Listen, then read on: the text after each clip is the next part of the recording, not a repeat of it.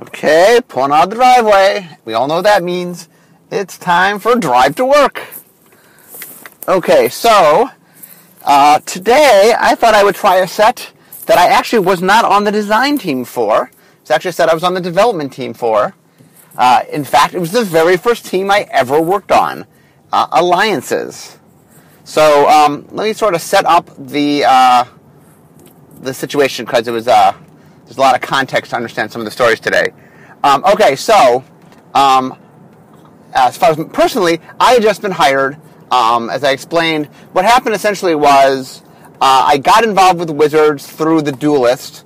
I first did my puzzle, and then I started writing articles for the Duelist, and then through that I started doing freelance work for other sections of the company. In fact, I did work for, I don't know, some sections of the company by the time before I got hired.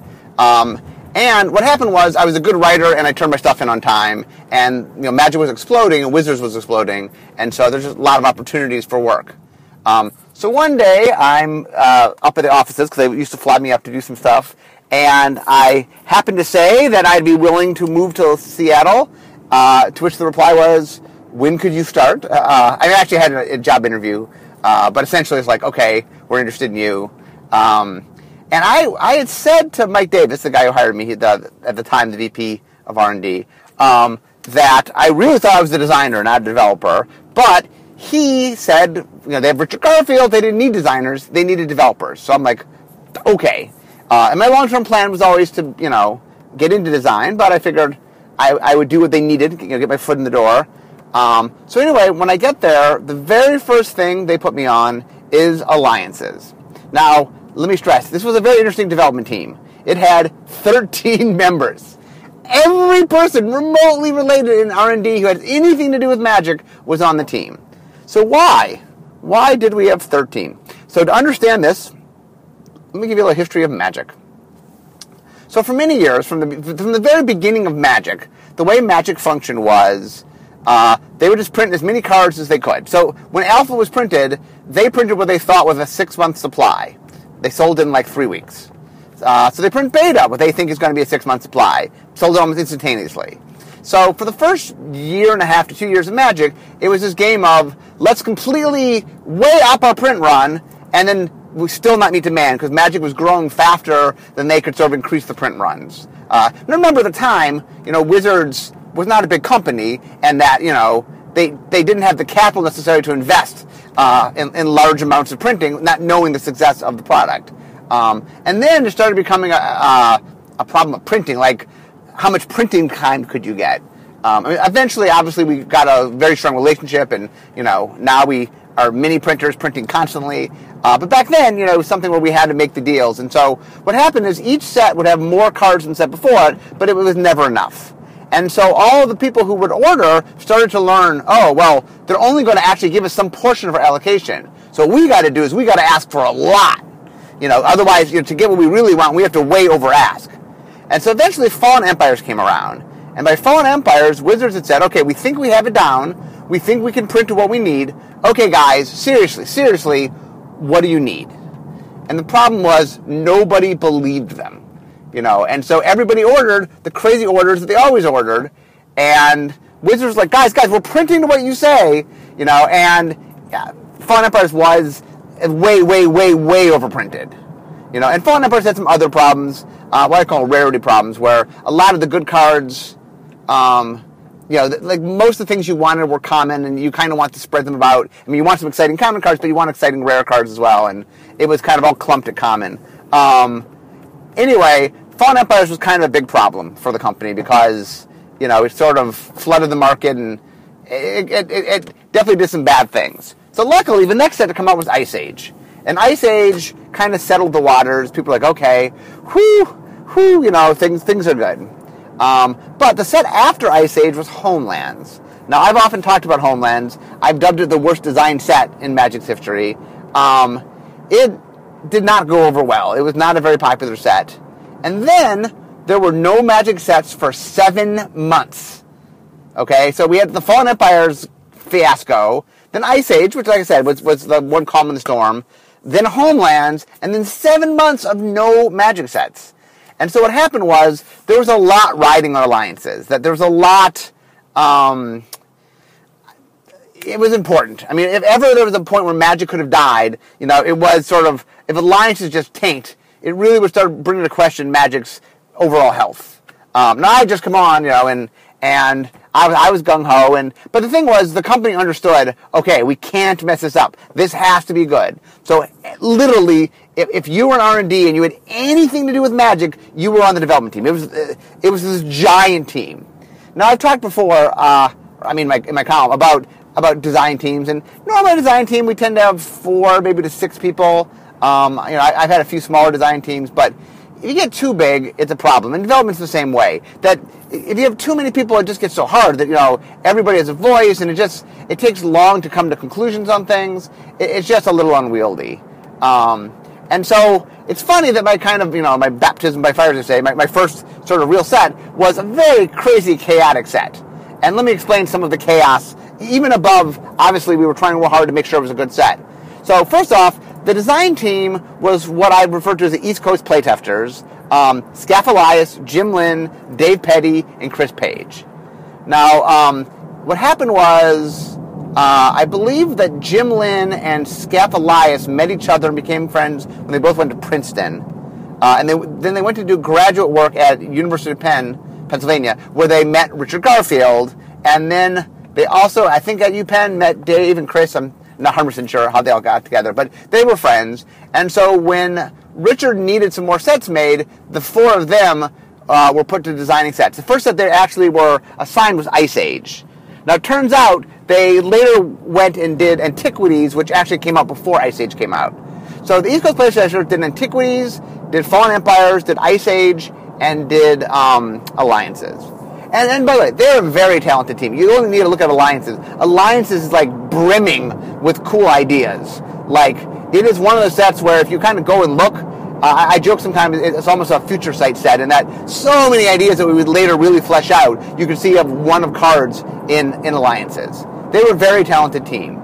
But they were definitely a very passionate team. Now, at the time, Jim and Scaff and Dave were all in R&D. So they were all involved with the development team because they were there. And I think over the years, there's become sort of rapport between how design and development works together. And as a designer, I understand the role of development, and they're going to change things. But back then, development was a little fresher. The design team was kind of like, this is what we made, this is what we want. How dare you change anything? And so every time the development team would try to change something, there'd be a fight between the design team and the development team, and a lot of the designers were on the development team, and so there's a lot of chaos to it. Now let me walk through the design team members a little bit. Scaff Elias, Scaff is quite a character. Scaff's probably best known as being the creator of the Pro Tour. I know Scaff hates being called that, but I believe he is. Scaff, for a long time, Scaff was kind of in R&D and just did different things that, he thought would help Magic. I mean, for a while, he was actually Magic brand manager. He was in charge of OP for a bit. I mean, he definitely oversaw a lot of different aspects. And he, along with Richard, did a lot of sort of big picture thinking about the game and where the game wanted to be. Scaff was the one that realized that we needed an organized play structure to make Magic succeed at the level it could, and that part of that was there had to be some top level thing for people to want to get to, that the entire system worked on, there's this goal that you want to work toward. Now, Scaff was a very interesting, he's still around, just not a wizard. The thing I always remember of Scaff is he had a sleeping bag, and he would sleep under his desk. And so there were weeks, I don't even know if he went home. He would just when he was tired, he'd crash under his desk. And back in the early days when I first started, I mean not that there aren't, clearly there are hardworking people today, there are. But the mentality at the time was we barely left the office. I mean, we would go out to eat, maybe see a movie, every once in a while go to Richard's to play games or something. But I mean, I was at the office almost every waking moment. I wasn't, eating out or sleeping. And we would be there late. Like, for example, my mom drove up with me from California. I was living in Los Angeles. When I moved up here, just to have someone to drive with me. And we get into town at 11 o'clock. And I'm like, do you want to see where I work? And she's like, well, it's not going to be open. It's 11 o'clock. I go, no. They'll be there. And like we go in and everybody's there. You know, my mom's like, it's 11 o'clock. What's going on? I'm like, well, yeah. One of the things that's also funny in the early days is, I mean, this is pre my family obviously, is I worked insane hours. I remember once Peter Atkinson's the president of the company. He met my mom for the first time. This is later, not the first day we were there. And he said how much he liked having me around because I was like having 2 employees. Anyway, that's Scaff. Scaff is definitely creative genius, but he is wild and random. Another image I always have of Scaff is he loved to wear shorts, and he would wear shorts in any weather you can imagine. And I remember walking to the first Pro Tour in New York, where we had a blizzard that shut down the airport. The Pro Tour was delayed because a blizzard shut down the airport, and Scaff is walking through the blizzard in his shorts. So Jim Lynn also worked for a long time in R&D. In fact, for a while, he was in charge of non-Magic game design for a while. Then he was the VP of R&D, the position Bill has now. And then for a while, he actually was a position above that. Wizards for a while had like executive VPs and certain VPs reported to them. And so Jim got pretty high up in the organization. So Jim is funny because Jim definitely has a lot of, he's super logical, that he was very good at sort of piecing things together, but he was, he had sort of a Vulcan mind sort of going, that he really liked to sort of plot and plan together, where Scaff was much more emotional in kind of how he made decisions.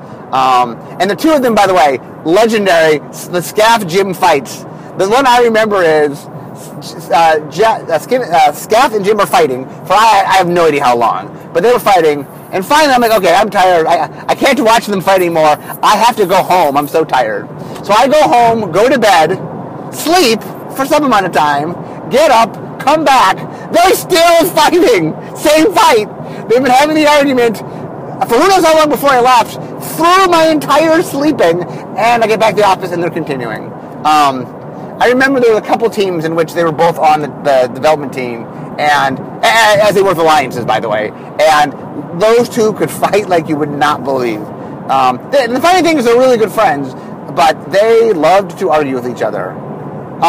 Next is Dave Petty. I don't know a lot about Dave. We only overlapped by a couple months. He was working there when I first got there, and he left, within the year that I got there, and maybe even less than that.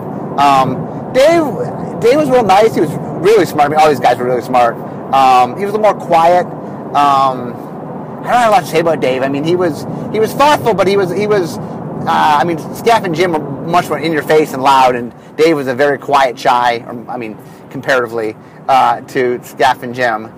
Chris Page never worked at Wizards. I've interacted with Chris a couple times. I saw him at some events, and Chris will always, whenever I write about the group, Chris reads my articles. He always will send me in little details, and my correspondence with him is usually I say something. In fact, he'll probably listen to this and send me an email going, "Here's the things you got right, and here's the things you got wrong."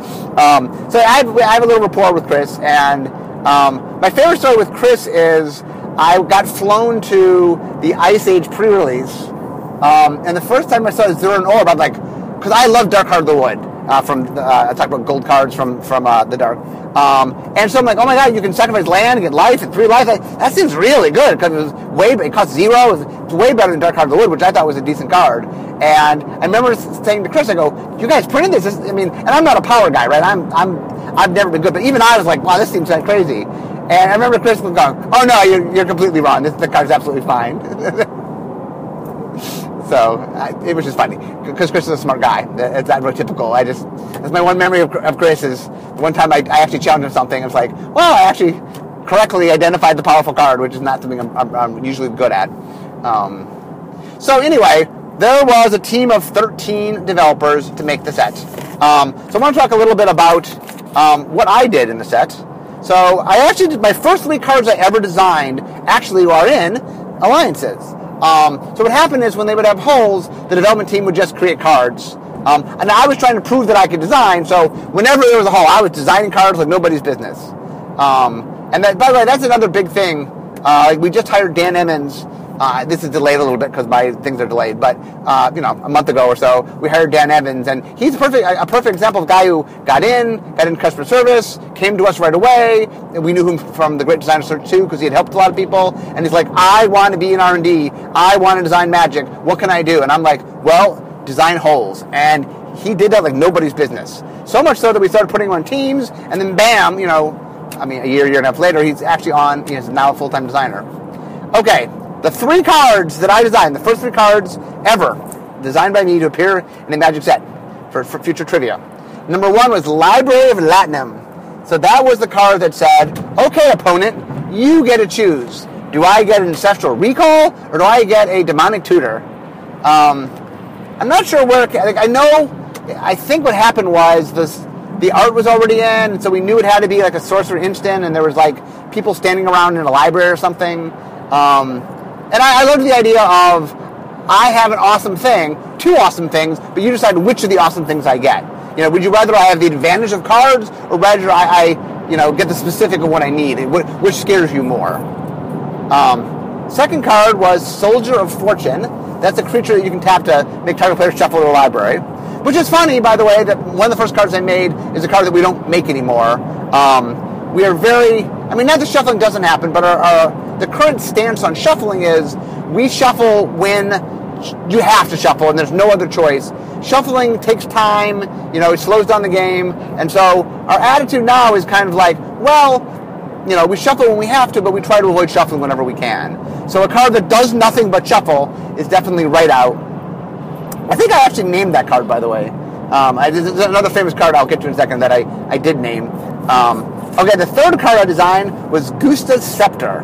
All I remember is when I got there, I believe this is correct. I had friends from LA, one of which was Henry Stern, that I set up to be playtesters, and I believe that they were the team that figured out that the original Gusta's Scepter was broken, and we had to design a new card. And so I had this idea in my mind.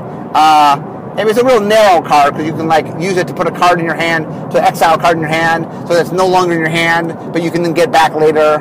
And the funny thing is, I always knew in the right deck it could be really good. And then at Pro Tour Rome many years later, Brian Hacker played this crazy deck where it's turn 1, Gusta's Scepter, and turn 2, you're dead. Turn 1, Gusta's Scepter, done. Turn 2, you're dead.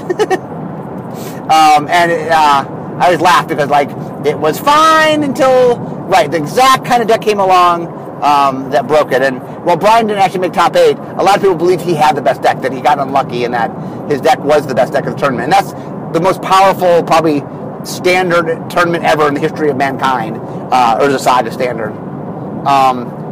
So those are the 3 cards I designed. Like I said, none of them were standouts. I think I had some cards that would come later that were a little more defining cards.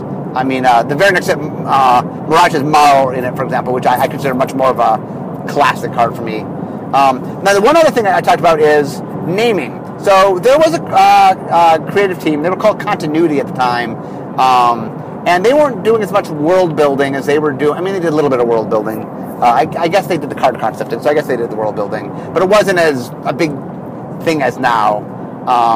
And so they, I knew that Force of Will was going to be the card of the set. In fact, that card would cause a bunch of problems, which we'll get to in a second. And they had a name for it that was really lackluster. And I'm like, so I went to them and I go, guys, this is the card. This is the man. This is the one that people are going to point to. This has to have an awesome name. And they're like, look, we got a lot to do, And I said, no, it needs a better name. They're like, hey, look, if you give us a better name, fine, but we got a lot of other stuff to do. So I said, okay. So I set out to make a better name, and I don't know how many names I looked through, but I spent a lot of time trying to find the right name for this card. And finally, I stumbled upon Force of Will, and I'm like, that's it, Force of Will. That is awesome. And I went to them, and I remember the response was, I'm like, no, it's a really good name. It's a really good name. And they're like, okay. And then it got changed to Force of Will. So my big contribution to Alliances is that those 3 designs, and I got Force of Will changed to be called Force of Will. The other things that went on during the set, one of the things that was funny is the design team thought it would be funny to put the word gorilla in every card title. And so, like, I think Force of Will's original name was like Gorilla, stop that. And every card. That's why there actually are gorillas in alliances. I mean, if you ever look at there's gorilla cards, and that was kind of a nod to the gorilla joke of the names. I don't really know why gorillas have anything to do with anything, but they thought it was funny. So anyway, Force of Will is a good lead into the big story of alliances. So there's a lot of pressure at Wizards. There was a lot of belief that like the marbles all rode in this set, and so they, the brand team and the Peter Atkinson was the president, the CEO, and they came to us and they said, "Okay, guys, is this set good?" We're like, "Yeah, this set is good. This set is good." Okay, this isn't another Homeland. No, Peter, this is a good set.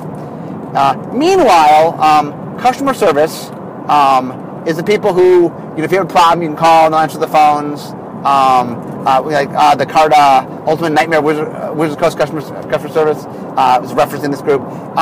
And so one of the things that they're very good about is they interface with the customers. And at the time, R&D didn't interface much with the customers. I mean, now, obviously, I make a lot of effort to do it, as well as other people in R&D, and social media makes it a lot easier than it once was. But at the time, the experts in sort of dealing with the public was customer service. And they thought alliances was horrible. In particular, they felt that the pitch cards, like Force of Will is a pitch card where instead of spending mana, you could pitch a card of the same color to play it. And they thought that was abomination. They're like, it just broke a rule that should not be broken in Magic. And in general, they just felt like it wasn't clicking. And so Peter started getting really nervous. The brand team started getting nervous. And we were like, guys, don't worry. We swear it's really good. And then they decided to cut the print run in half. And R&D's freaking out. We're like, oh, come on. We need to double down on this set. This set is the good set. We should push this set. So R&D got together, and we made the following deal. So I think Scaff went to Peter with his deal. He said, okay, here's what R&D is willing to do. We will put up our own money to print the other half of the printing that we were going to print. R&D will pay for it, and then here's what we'll do. We'll split with you 50-50 any profits. So if things go bad, if the set is bad, you have no risk. But if the set is good, then hey, you share the profits with us because we're willing to take this risk. And that made Peter realize that like we're no dummies. And Peter's like, oh, okay. And like we were willing to put our money where our mouth was, and it made Peter realize that okay. He put the order back up and he said, okay, I have faith in R&D. Which is funny because I always said, like, if they had a little less faith, I'd have a lot more money right now.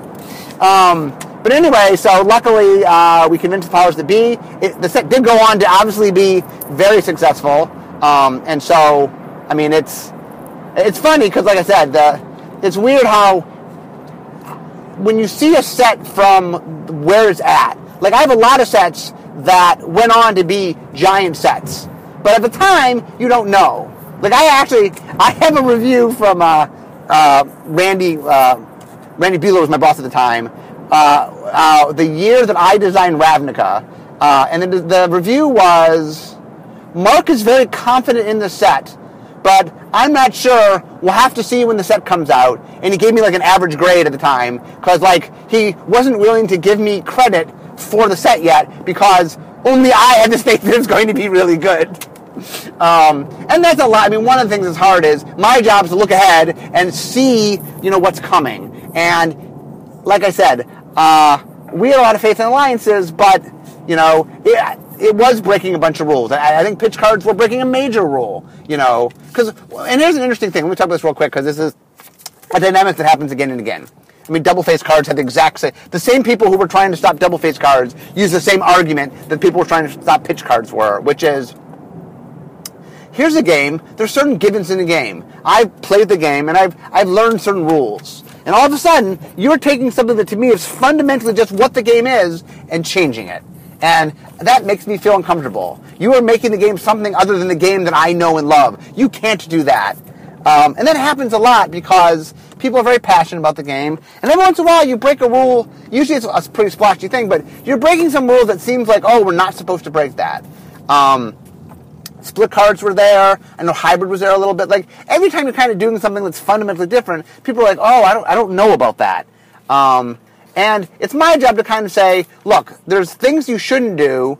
Like, you shouldn't do things just to do them, but if there's a point to it, the game is bigger than any function of the game, and that, it might seem like, oh, well, Magic's all about knowing that your opponent can't do anything if they're tapped out, but it's sort of like, but is it? Is that fundamental to the game? Is that the core of what the game is?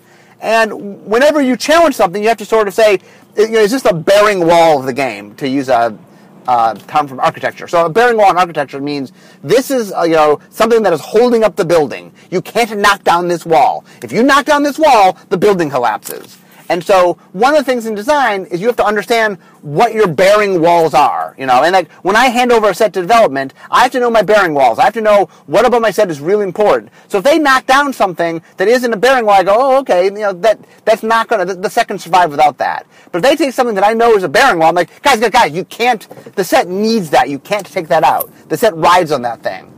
And so whenever we try to change something about Magic, you gotta say, is this a bearing wall of the game? And the answer is, there's a lot less bearing walls than you think. It might seem like, oh, well, it's important to know that my opponent's tapped out, that he can't do anything. But the reality is, not as important as you think. At the time, it seems very important because that's what you know. And that's the other thing, by the way, which is, part of doing design is going into the unknown, and people can only judge by the known. You can't judge by things you don't know. You have to compare it to things. In fact, the funny thing is, whenever you have a new mechanic or a new card, what everybody does is they go, well, what card in Magic is the closest to this, so I can get some idea of how to think about it. Because if you get something truly out there, it's like, I don't know what to do. There's nothing like this card. I don't know how to think about it. And as Magic gets older and older, it's harder and harder to do that. So, it's not like it happens all the time. But it is something that, we have to be conscious of. So let's see. Trying to think, any other fun alliances stories? I don't know. Here's an interesting thing. One last thing is, so alliances, people think alliances as being the follow-up to Ice Age. And the reality was, that was more on our end than it was on the designer's end. They really did not make the set to be a follow-up to Ice Age. They more made another set. Because at the time, remember, sets weren't tied together. The idea of a block didn't exist. And so, kind of Ice Age and Alliances was our proto getting the idea of having a block. And so what happens is, if you actually look at Alliances, there's very little carried over from Ice Age. A surprising little. Like, I remember, I think like there was 0 snow-covered things, and I think it's only a couple in the set. I remember putting on the gorilla. There's a giant gorilla that he gets trampled if you have snow cover or something. A minor thing, and that really, when the set was designed, it wasn't designed to be so much a follow-up in the way that later blocks would have a follow-up. It really had its own things to it going on, and that some of it got carried on. I think they took 1 or 2 things, but it's funny in that, nowadays, like when you have a follow-up, it integrates and it's all the mechanics, and back then, like that was such a, Alliances was really the first time we even experimented with the idea of any continuity, Dominaria, I guess, had a little bit of continuity, but the first time was extra expansion. Here's a small set that's kind of meant to go with it. And the other interesting thing was the idea that you would draft, or not even draft, but drafting wasn't really big at the time, but seal play. That you play seal play with Ice Age and Alliances, they went together. I think that was a pretty new thing in the day. And it's funny because, Ice Age Alliances, by modern techniques, was not the greatest limited environment. But in the day, it was an advancement, and that's the hardest thing to remember is, looking at things not in modern context, but in the context of where they were at the time, Because Alliances, in my mind, was one of the really revolutionary sets of its time, and, I'm proud to have worked on it. I didn't have a lot to do with it. There was 13 people, like I said, I designed 3 cards and I named Force of Will, but hey, I was excited to be part of that set because it was a very cool set. So, I've just parked my car here at Wizards, which means it's time to end today's episode. I enjoy talking about alliances, and I'll see you next time because it's time to make the Magic cards.